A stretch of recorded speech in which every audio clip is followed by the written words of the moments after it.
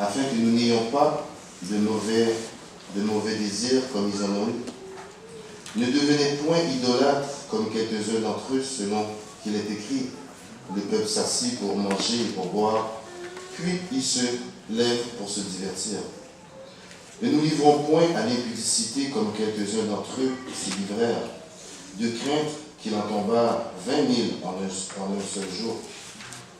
Ne tentons point le Seigneur comme le tentèrent quelques-uns d'eux, qui tombèrent ou qui périrent plutôt par les serpents.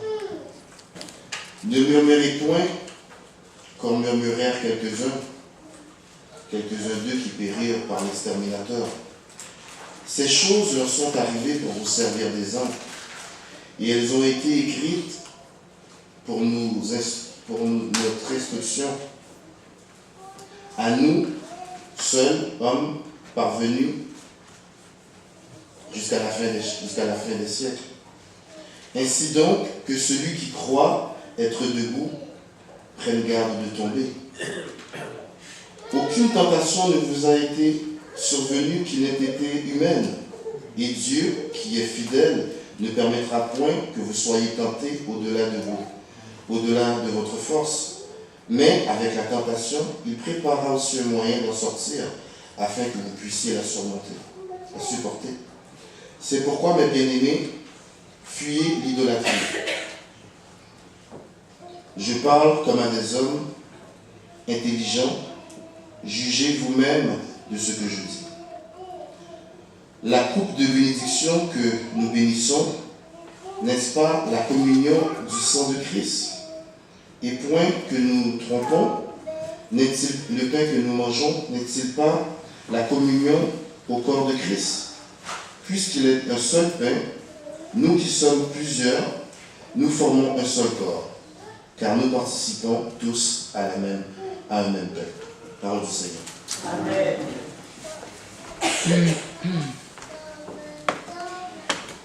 Pour bien préparer notre cœur à le message de la parole de Dieu, on va chanter ensemble le numéro 204. Debout, Saint-Éphore, soldat ivoirien. 204.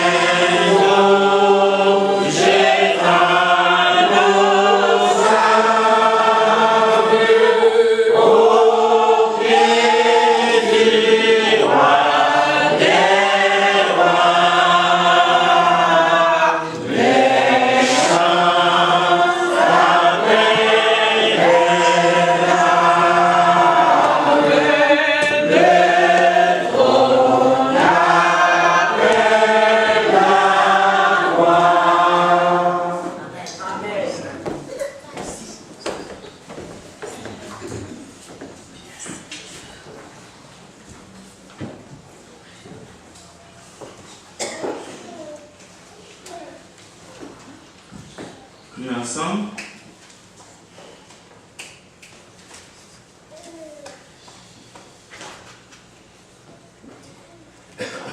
Nous te bénissons, grand Dieu, toi qui règnes dans les cieux et sur la terre. Merci parce que par ces cantiques que nous venons de chanter,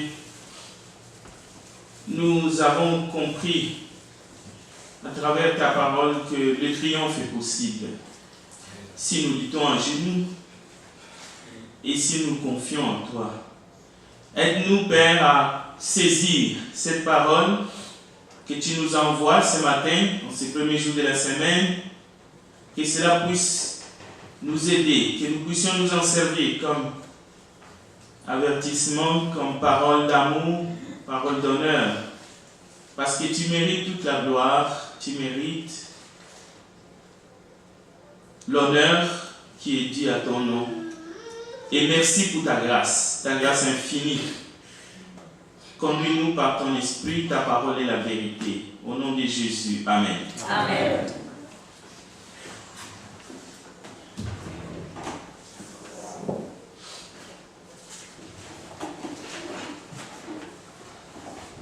Bien. Nous allons travailler ensemble. Il est question ce matin de la parole de Dieu. Nous allons les regarder en plusieurs étapes. Nous avons vu d'abord le texte principal qui est 1 Corinthiens chapitre 10 à partir des versets 6 et 17. Mais je vais vous lire un complément. Comme ça, nous allons avoir les deux ensemble. Cherchez dans votre Bible Deutéronome 20. Deutéronome 20.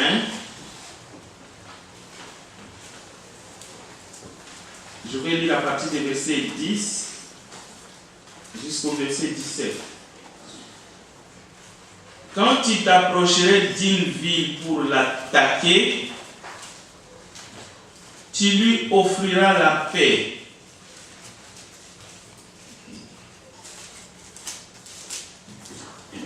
Et j'espère que nous tous on a trouvé.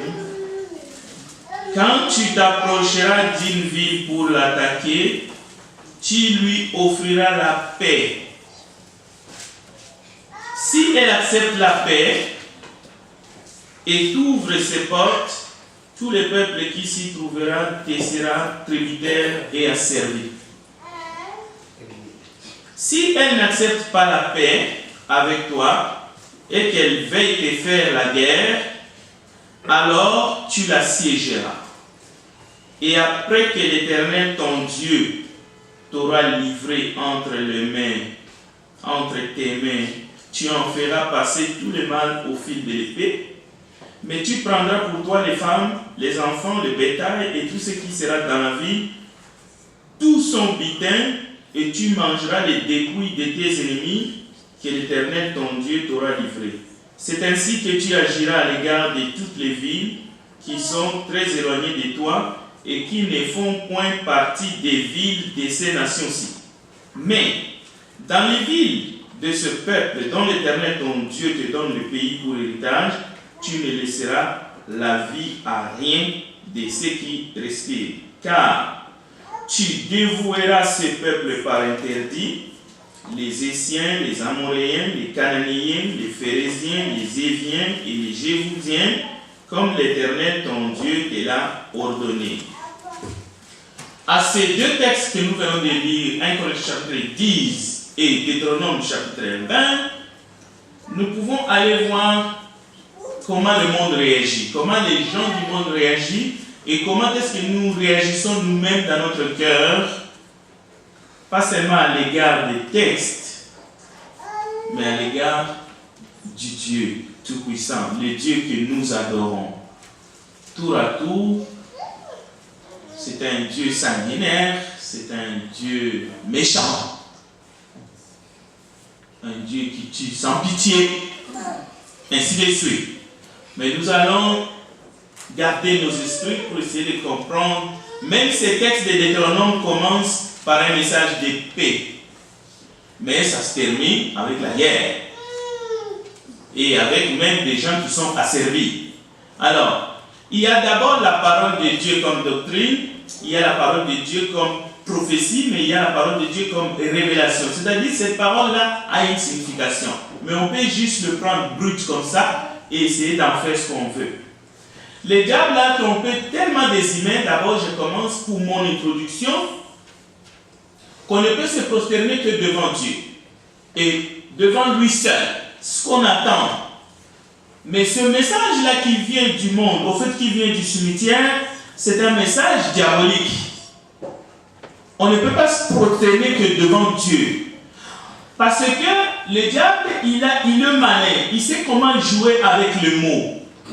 Mais il ne joue pas le mot, il ne joue pas avec la parole de Dieu, le mot pour lui-même. C'est pour amener une grande population dans le trou. Alors, il y a prosterner et adorer. Ces deux mots dans la parole ont deux sens différents mais complémentaires. Dans Actes chapitre 10, verset 25, Corneille tombe à genoux devant Pierre et se prosterne. Il se prosterne parce qu'il veut adorer Pierre. Et Pierre dit non. Si vous allez dans Apocalypse chapitre 19, verset 9, vous allez voir aussi dans la vision apocalyptique la même chose. L'ange qui montre à Jean, Jean tombe à genoux, il veut l'adorer. L'ange lui dit stop, garde-toi de le faire. D'ailleurs, le texte lui dit, j'ai tombé à ses pieds pour l'adorer.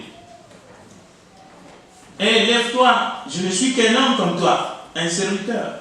Donc, on ne peut pas se prosterner pour adorer un être humain. Là, c'est clair.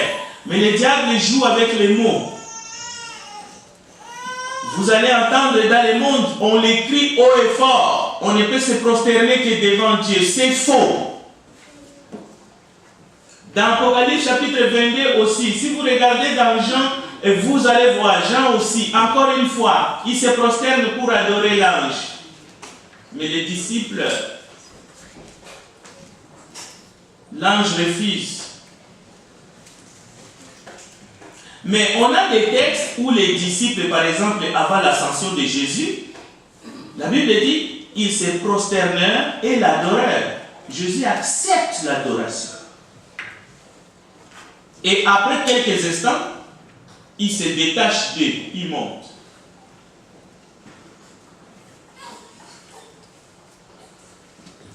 Mais nous avons un texte dans la Bible où Jacob se prosterne devant son frère. Pourquoi? Parce qu'il y avait un contentieux entre Jacob et Ésaü. Cela veut dire, lorsque tu fais du mal à quelqu'un, lorsque tu blesses une personne, tu te prosternes. Tu ne te prosternes pas pour l'adorer, tu te prosternes d'abord parce qu'il y a un contentieux. Au fait, tu te prosternes pour demander pardon. Mais il n'y a rien d'adoration là-dedans. Nous avons un exemple type dans la Bible. Et cet exemple doit faire école. Et nous avons d'autres exemples aussi dans la Bible. Ici, lorsque Jacob se prosterne, il ne se prosterne, mais Jacob va aller plus loin. Parce que son frère va refuser tous les dons, tous les cadeaux. Jacob va lui dire quelque chose. Je te vois comme Dieu.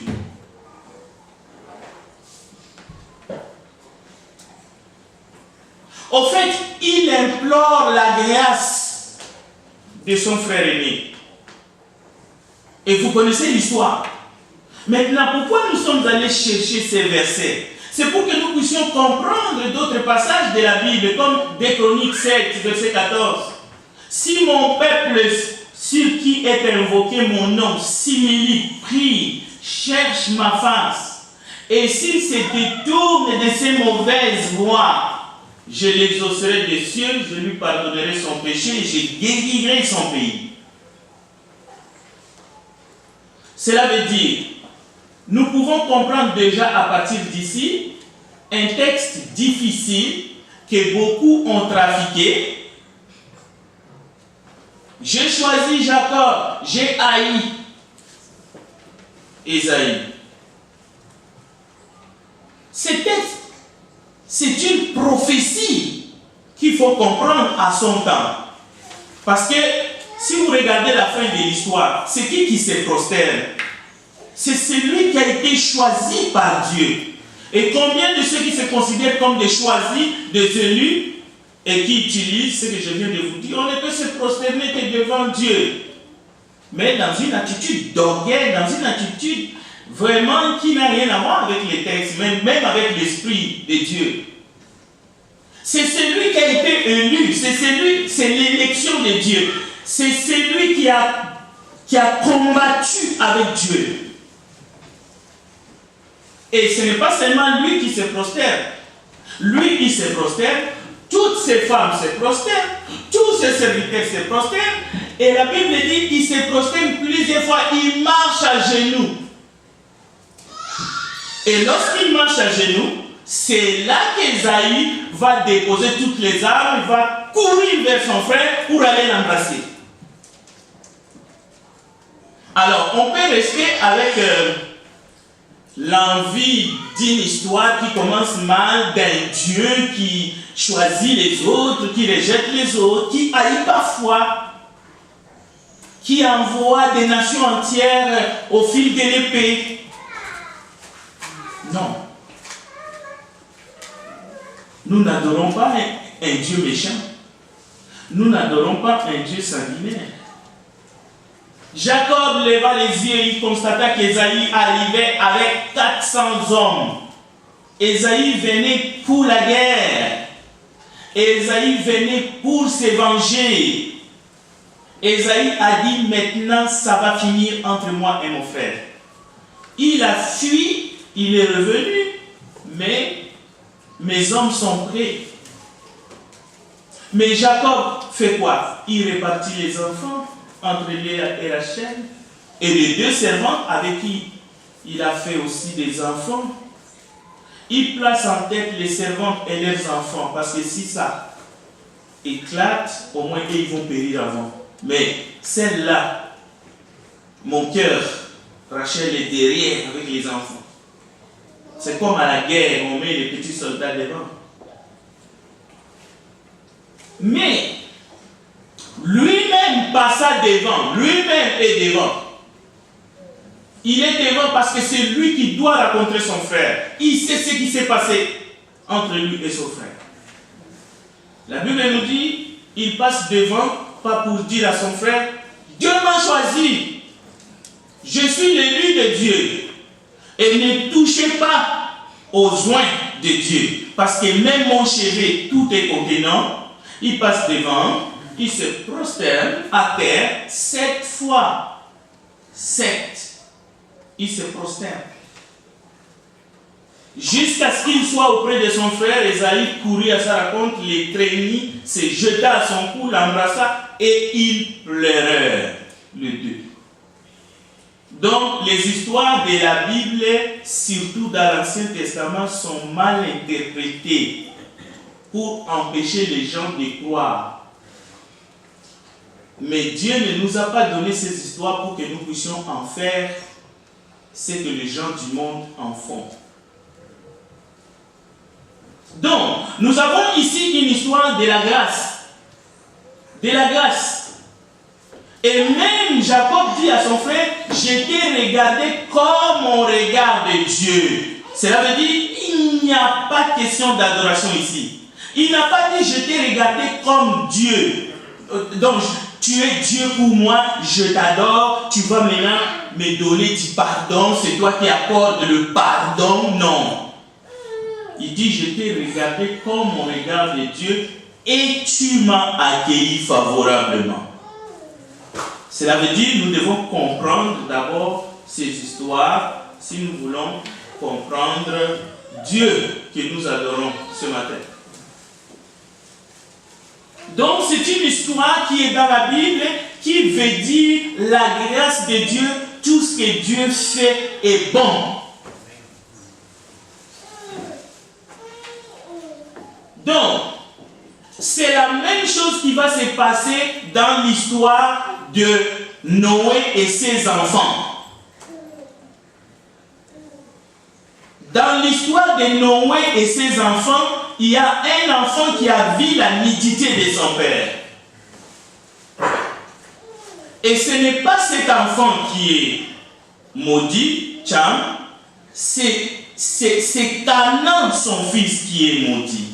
Et la même chose, les gens du monde, les gens méchants, ils ont pris Dieu, ils ont fait de lui ce qu'ils veulent faire, ils ont créé des mensonges autour de cette histoire, ils ont incriminé Dieu, ils ont incriminé leurs semblables, mais aujourd'hui, nous voulons rentrer dans le plan de Dieu, encore une fois. Et le premier texte, 1 Corinthiens chapitre 10, versets 6 à 17, que le frère Jean Panel a lu, je ne sais pas si ce texte vous a énervé un peu. Je ne sais pas. Honnêtement parlant, par les nombres de ceux qui sont tombés, 23 000, 12 000, par les nombres de ceux qui sont tombés, pour ce qu'ils ont fait. Et le deuxième texte que j'ai lu aussi, Deutéronome chapitre 20, la ville est assiégée. Dieu envoie un peuple. Il leur dit, vous offrez la paix. S'ils refusent la paix, passez-les au fil d'épée. Prenez les femmes, prenez les biens, mangez les butin. C'est un message prophétique. Ce n'est pas un texte qu'il faut prendre au premier degré et commencer à se dire, mais qu'est-ce que Dieu a fait? Qu'est-ce que Dieu a fait encore? Pourquoi ça s'est passé comme ça? Pourquoi est-ce que c'est Canaan qui est maudit et pas Tcham? C'est quoi les descendants de Tcham? Ainsi de suite. Et ces choses empêchent beaucoup de croire aujourd'hui. Les gens sont arrivés à accuser la parole de Dieu. Les gens disent que la Bible est remplie des histoires sanguinaires, de toutes sortes de choses mauvaises sont dans la Bible. Même notre prédicateur est en train de virer fou. Les gens sont arrivés là.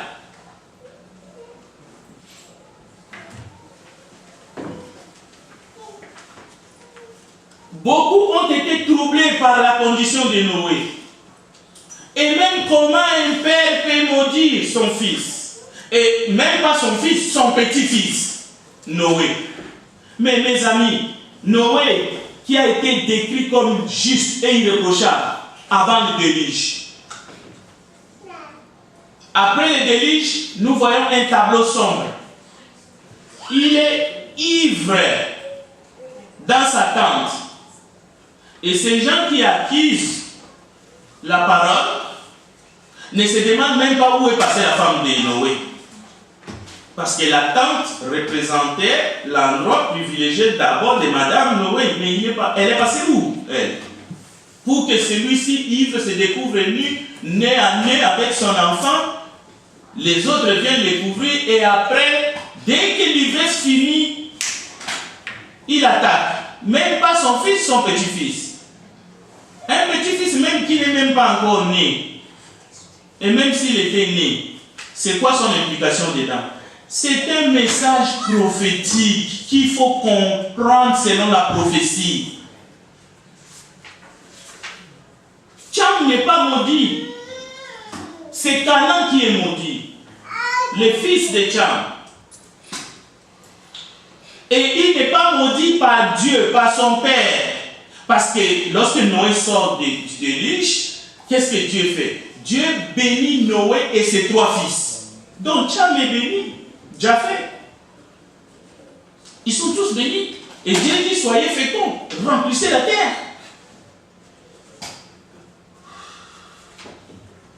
Mais le père des Cananéens, même si les Cananéens seront attaqués par Israël, vous allez voir, Dieu a donné l'ordre que les Cananéens soient exterminés. Mais ils n'ont pas été tous exterminés. Pourquoi? Donc, Israël avait de la peine à exécuter l'ordre de Dieu d'exterminer les Cananéens. Et même les enfants d'Israël se sont mariés avec les Cananéens. C'est pour nous montrer que le plan de Dieu, parfois, nous devons les comprendre avec beaucoup d'humilité. Beaucoup d'humilité. Dieu a cherché de nous faire comprendre son plan pour que nous ne puissions pas commettre les erreurs que nous voyons dans la parole, qui sont là juste pour nous aider. Et nous l'avons lu, 1 Corinthiens chapitre 10. Tout cela. Donc, dans tous ces chaos, depuis les Genèse, depuis les livres de la Genèse, avant le déluge, il y avait quoi? Genèse chapitre 6. Une méchanceté qui a impliqué même les créatures célestes, les anges. Maintenant, nous voyons Noé dans sa grâce, dans son obéissance, pour ne pas faire de lui aussi un Dieu juste, irréprochable. Dès que le déluge finit, il sort de l'arche, tac, il plante. C'est un agriculteur. Il plante quoi? Son vigne. Et après, il boit, il se découvre. Mais Moïse ne lui reproche rien. Seulement, Moïse dit il était dans l'ivresse.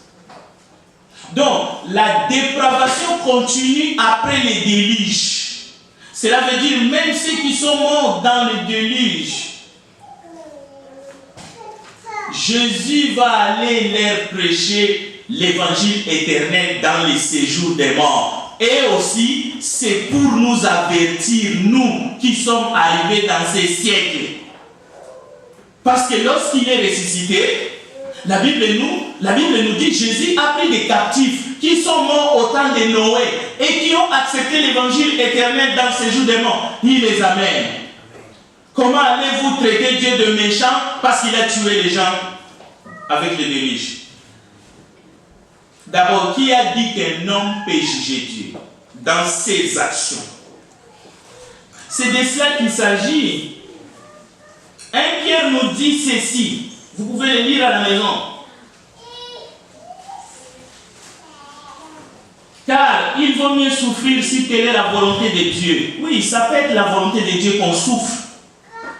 Ça peut être la volonté de Dieu qu'on meurt.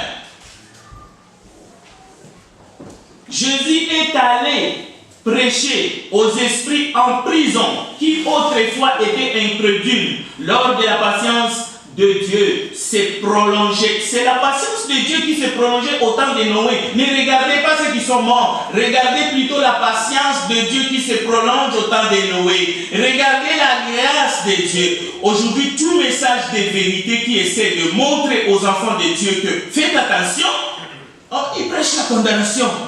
Comment ça se fait que... Non. Écoutez Dieu. Parce que Dieu ne veut qu'aucun périsse. Et depuis qu'il est au ciel, la Bible nous dit, les anges, les autorités, j'ai lu les textes bibliques, 1 Pierre 3, 21, et les puissances lui sont soumis. Jésus-Christ. Imaginez maintenant vous et moi. Les anges, les autorités, les puissances sont soumis à Jésus. Cela veut dire que ce que Dieu veut vraiment de vous et moi aujourd'hui, c'est que nous soyons soumis à Christ. Pourquoi? Tout ce que nous lisons dans l'Ancien Testament est vrai. Mais s'ils sont là, si toutes ces choses se sont passées comme ça s'est passé, c'est pour nous servir d'exemple à nous qui sommes maintenant dans ce siècle présent. Mais qu'est-ce qui se passe dans le monde? Les gens sont en train de discuter comment est-ce qu'il faut mourir en douce. Voilà. C'est un grand sujet de discussion. La Bible est qualifiée d'un livre plein de génocide. Non, le problème c'est comment tu veux mourir ou le problème c'est la mort. Que tu meurs brutalement, que tu meurs avalé par un gros poisson, que tu meurs dans la guerre décapité, ce n'est pas comment tu meurs qui est un problème. Le problème, c'est la mort qui est un problème. Et il y a une réponse à ce sujet de la mort. Ne regardez pas comment les gens sont morts noyés au temps de Noé. Ne regardez pas les gens qui sont morts parce que le soufre et le feu tombent du ciel. Non, ne regardez pas ça. Regardez pourquoi ces gens sont morts de cette façon. Et ils sont morts réellement. Et où sont-ils partis? Parce qu'en parlant de Sodome et Gomorrhe, je vais vous dire tout de suite. Pourquoi Jésus dit dans ses enseignements, les gens de Sodome et Gomorrhe seront traités moins rigoureusement?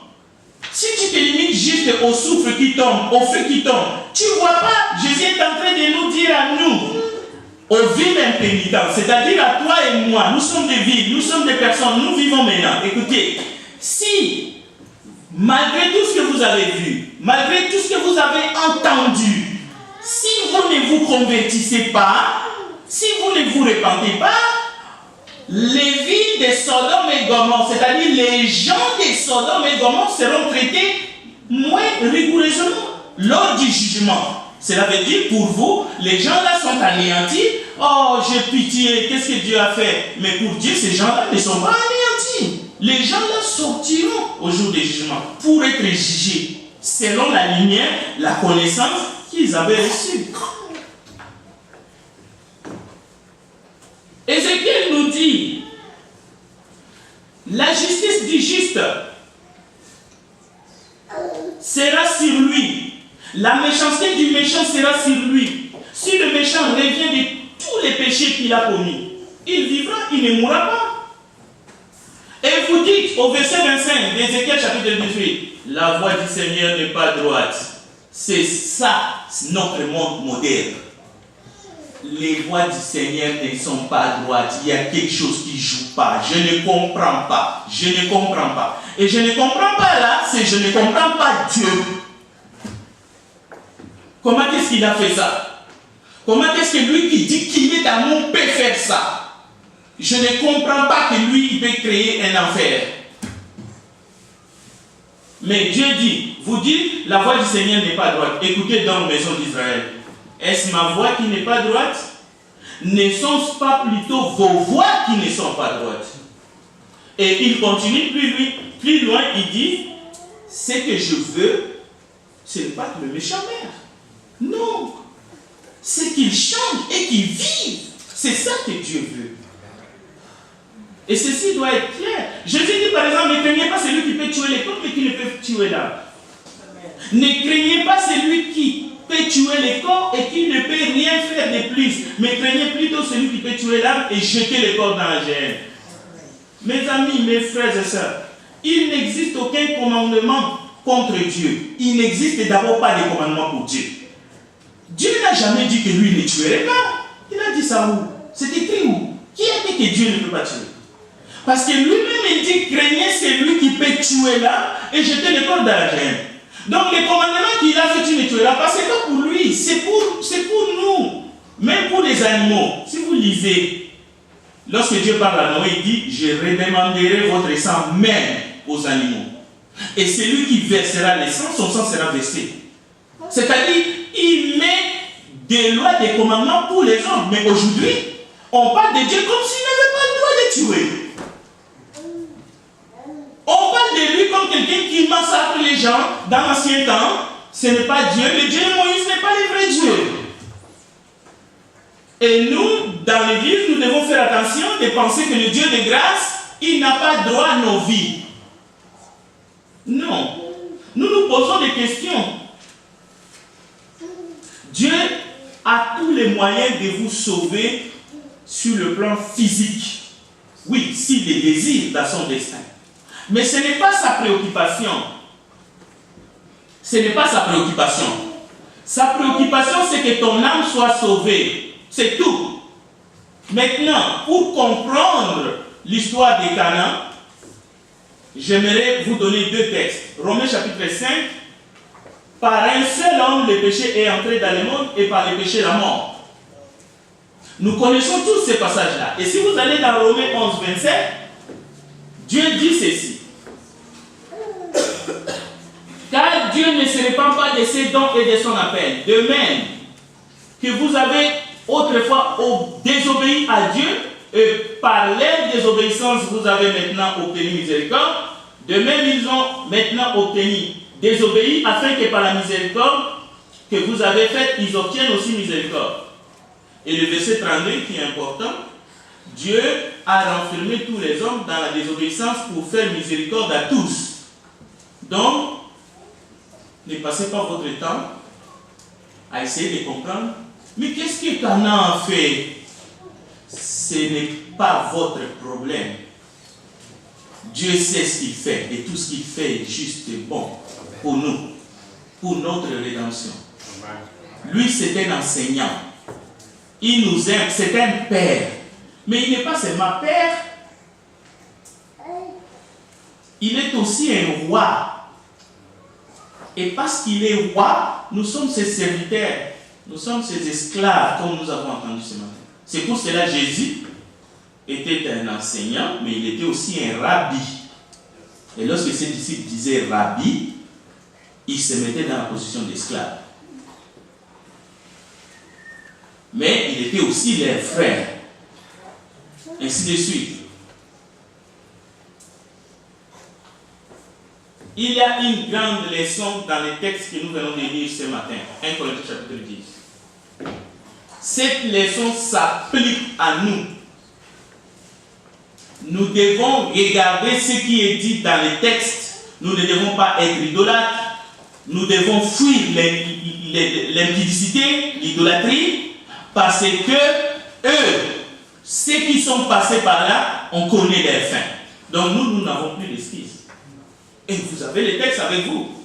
Donc nous comprenons pourquoi ces choses leur sont arrivées comme telles. Nous comprenons pourquoi dans le désert c'était comme ça. Ne tombons pas dans les pièges que les humains qui sont sans foi ni loi, qui demandent tour à tour, tout le temps. Mais pourquoi Dieu a tué les Cananéens? Mais pourquoi Dieu a brûlé Sodome et Gomorrhe? Mais pourquoi Dieu a tué les gens au temps de Noé? Pourquoi Canaan a été maudit? Non. C'est triste d'entendre toutes ces choses. La réponse est simple. C'est pour nous servir d'exemple et pour que nous puissions comprendre l'importance de la rédemption, mais de la race humaine. C'est-à-dire même ceux-là qui sont morts, Dieu ne les a pas abandonnés parce que Jésus est allé même dans le séjour des morts pour aller leur prêcher l'évangile éternel. Donc c'est clair, l'évangile est clair.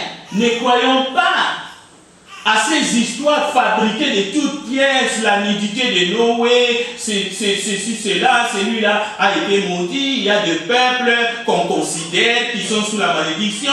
Ça, c'est la cuisine des méchants. Nous ne devrions pas être choqués avec notre Dieu qui nous aime, notre Dieu plein d'amour, plein de grâce. La grâce de Dieu ne commence pas avec Jésus. Depuis l'Ancien Testament. Nous ne devrions pas vivre comme les gens de ces siècles qui, à cause des raisonnements, au fait, refusent de croire. Au contraire, la Bible, c'est comme le pain des anges. C'est la nourriture pour nos âmes. Nous devions simplement être disponibles en les lisant, que nous puissions dire à Dieu, montre-moi, éclaire-moi, donne-moi la lumière. Je veux comprendre. Parce que tout ce que tu fais, c'est pour que j'arrive dans ta maison. Amen. Donc, Dieu nous pardonne, nous. Même ceux qui ont été avant nous, même ceux qui ont réduit leur cou, ceux qui l'ont crucifié, Jésus a dit quoi? Père, pardonne-leur, car ils ne savent pas ce qu'ils font. Amen.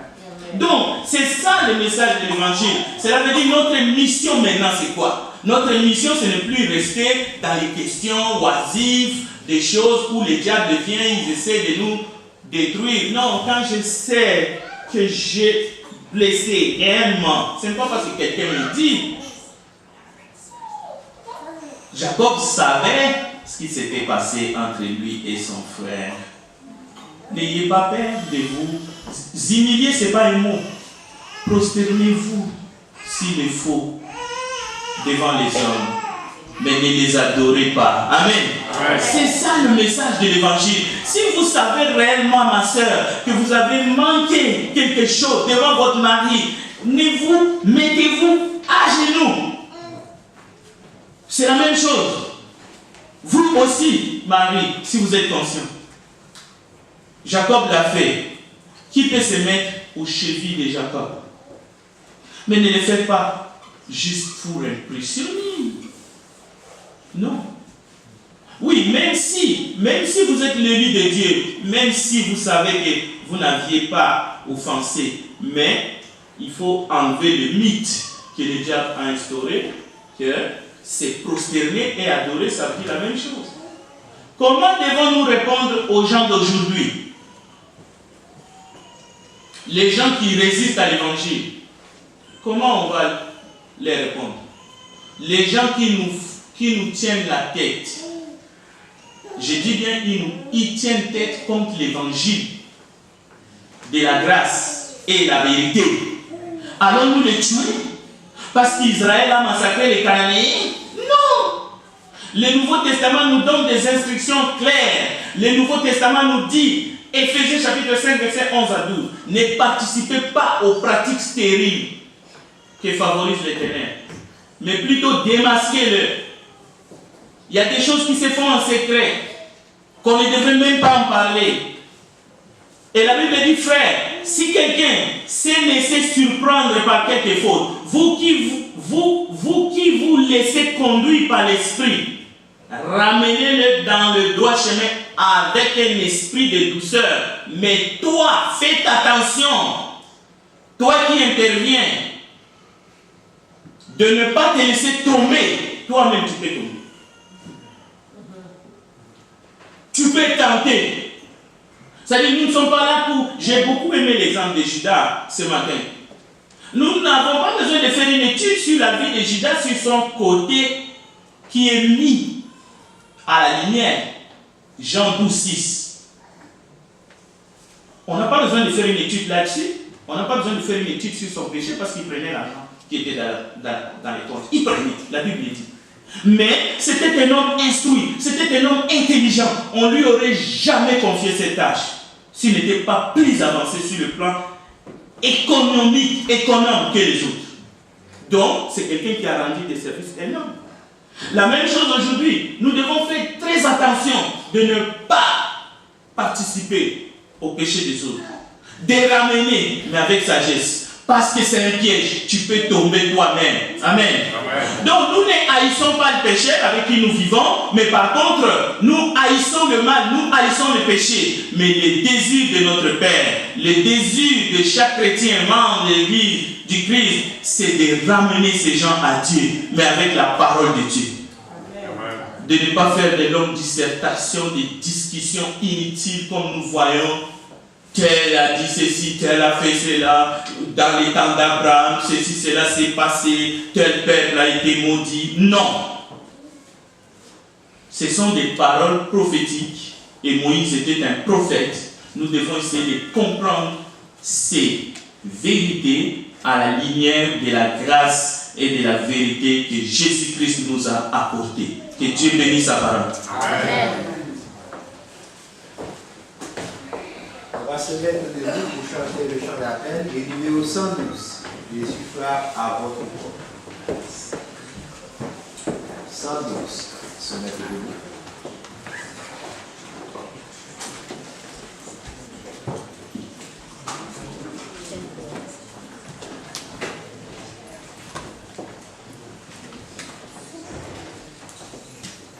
Jésus frappe à votre porte.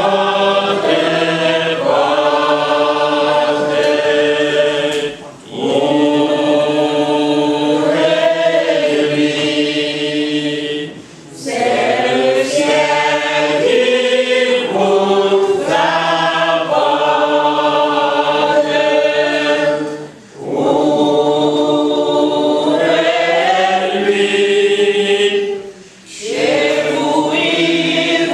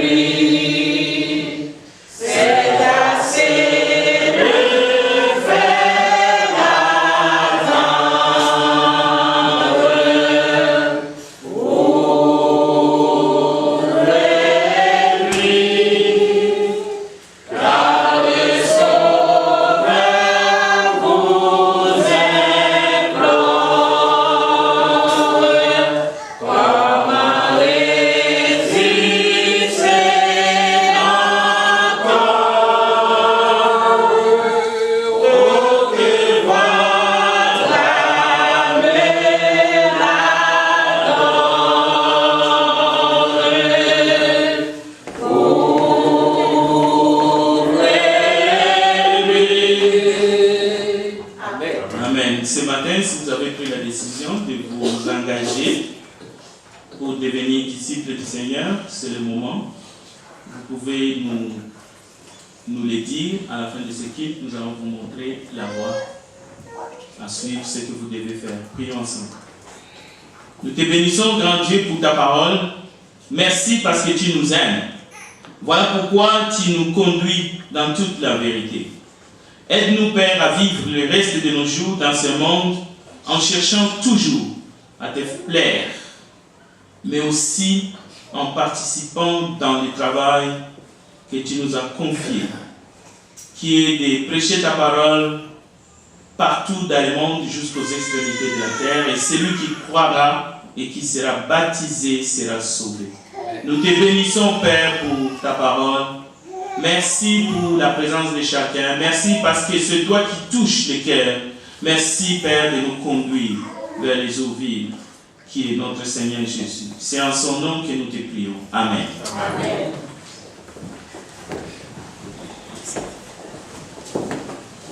Maintenant, pour préparer à cette scène,